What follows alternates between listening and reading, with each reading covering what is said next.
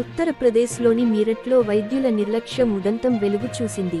ఇక్కడ ప్రసవ సమయంలో ఓ గర్భిణి అకస్మాత్తుగా అస్వస్థతకు గురైంది. వెంటనే ఆమెకు ఆపరేషన్ చేశారు.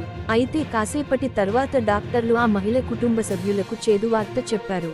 మేము ఆమెను రక్షించలేకపోయాము. తనతో పాటు చిన్నారి కూడా మృతి చెందింది. ఇది విన్న వెంటనే కుటుంబ సభ్యులు బోరున విలపించారు.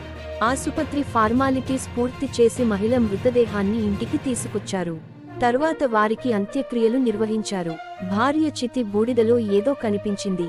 ఇది భర్తను షాక్కు గురిచేసింది. విషయానికి హస్తినాపూర్ పోలీస్ స్టేషన్ పరిధిలోని రాథోరా కుర్గ్ గ్రామంలో చోటు చేసుకుంది. ఇక్కడ నివసిస్తున్న సందీప్ భార్య నవనీత్ కౌర్ ప్రసవం కోసం మీరట్లోని మవానా పట్టణంలోని జెకే ఆసుపత్రిలో చేరారు.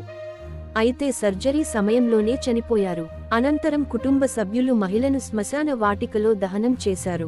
చితి కాలిపోవడంతో కుటుంబ సభ్యులు చితాభస్మాన్ని సేకరించేందుకు వచ్చారు.